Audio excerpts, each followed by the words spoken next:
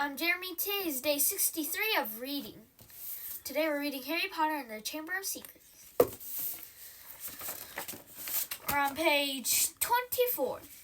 Chapter 3, The Burrow. Run! Breathed Harry, creeping to the windows and pushing it up so they could talk through the bars. Ron, how did you... What the... Harry's mouth fell open as the full impact of what he was saying hit him.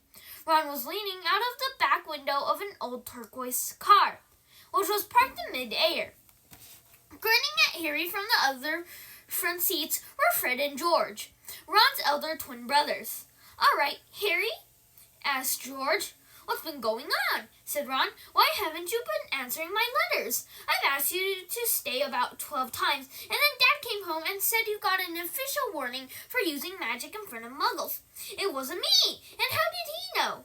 "He works for the Ministry," said Ron. "You know we're not supposed to do spells outside school." "You should talk," said Harry, staring at the floating car. "Oh, this doesn't count," said Ron. "We're only borrowing this. It's Dad's. We didn't enchant it. But doing magic in front of those Muggles you live with..." "I told you, I didn't. But it'll take too long to explain now. Look, can you tell them at Hogwarts that the Dursleys have locked me up and won't let me come back? And obviously I can't magic myself out, but because the Ministry of Magic think that that's the second spell I've done in 3 days. So, stop gibbering," said Ron. "We've come to take you home with us." "But you can't magic me out either." "We don't need to," said Ron, jerking his head toward the front seat and grinning. "You forget who I've got with me." "Tie around that bars," said Fred, throwing the end of a rope to Harry. "If Dursleys wake up, I'm dead," said Harry as he tied the rope tightly around a bar and Fred revved up the car. "Don't worry," said Fred, "and stand back." Harry moved back into the shadows next to Hedwig, who seemed to have realized how important this was and kept still and silent. The car revved louder and louder, and suddenly, with a large crunching noise, the bars were pulled clean out of the window as Fred drove straight up in the air. Harry ran back to the window to see the bars dangling a few feet above the ground. Panting, Ron hoisted them up into the car. Harry listened anxiously, but there was no sound from the Dursleys' bedroom. When the bars were safely in the back seat with Ron, Fred reversed as close as possible to Harry's window. "Get in," Ron said. "But all my Hogwarts stuff, my wand, my broomstick, where is it?" "Locked on the cupboard under the stairs, and I can't get out of this room." "No problem," said George from the front passenger seat. "Out of the way, Harry." Fred and George climbed cat-like through the window into Harry's room. "You had to hand it to them," thought Harry, as George took an ordinary hairpin from his pocket and started to pick the lock. "A lot of wizards don't think it's a waste of time doing this sort of muggle trick," said Fred. "But we feel their skills worth learning, even if they are a bit slow." There was a small click and the door swung open. "So, we'll grab your trunk, you grab anything you need from your room, and hand it out to Ron," whispered George. "Watch out for the bottom stair. It creaks," Harry whispered back as the twin disappeared onto the dark landing. Harry dashed around his room, collecting his things and passing them out of the window to Ron. Then he went to help Fred and George have his trunk up the stairs. Harry heard Uncle Vernon cough. At last, panting, they reached the landing, then carried the trunk through Harry's room to the open window. Fred climbed back into the car to pull with Ron, and Harry and George pushed from the bedroom side. Inch by inch, the trunk slid through the window. Uncle Vernon coughed again. A bit more, panted Fred, who was pulling from inside his car. One good push, Harry and George threw their shoulders against the trunk, and it slid out of the window, into the backseat of the car. "Okay, let's go," George whispered. But as Harry climbed onto the windowsill, there came a sudden loud screech from behind him, followed immediately by the thunder of Uncle Vernon's voice. "That ruddy owl! I've forgotten Hedwig!" Harry tore back across the room as the landing light clicked on. He snatched up Hedwig's cage, dashed to the window, and passed it out to Ron. He was scrambling back onto the chest of drawers when Uncle Vernon hammered on the unlocked door, and it crashed open.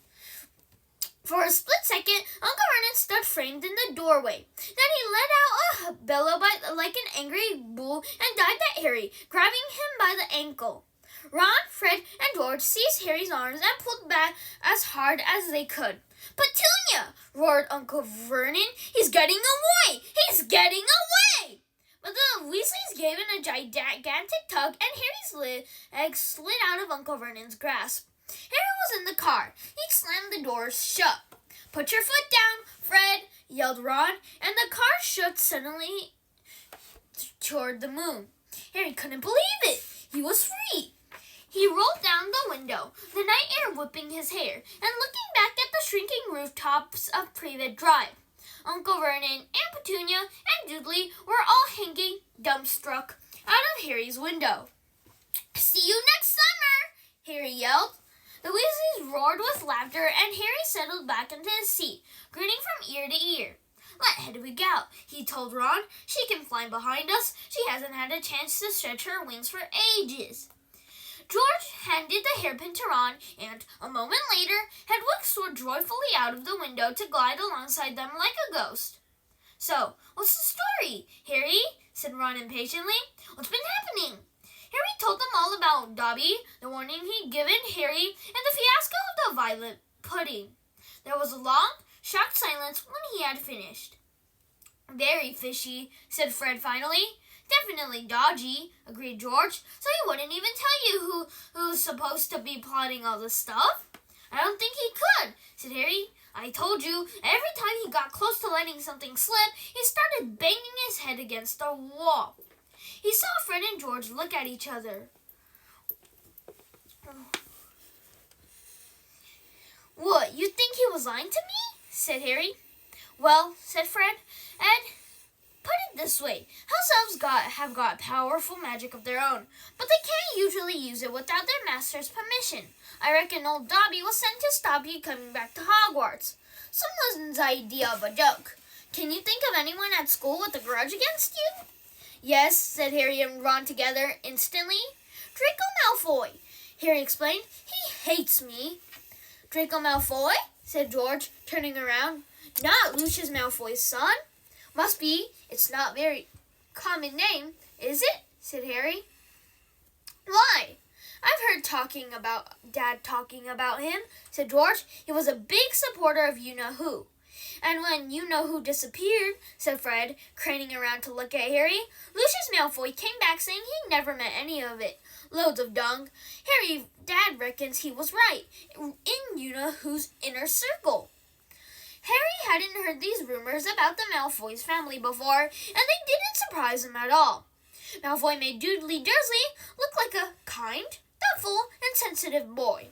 "I don't know whether the Malfoys own a house elf," said Harry. "Well, whoever owns him will be an old wizarding family, and they'll be rich," said Fred.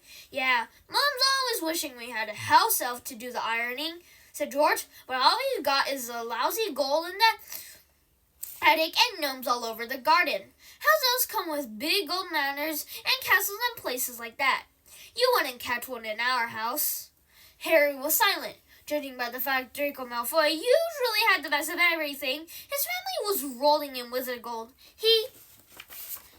Thank you, everyone. That's all for today. Bye. See you tomorrow.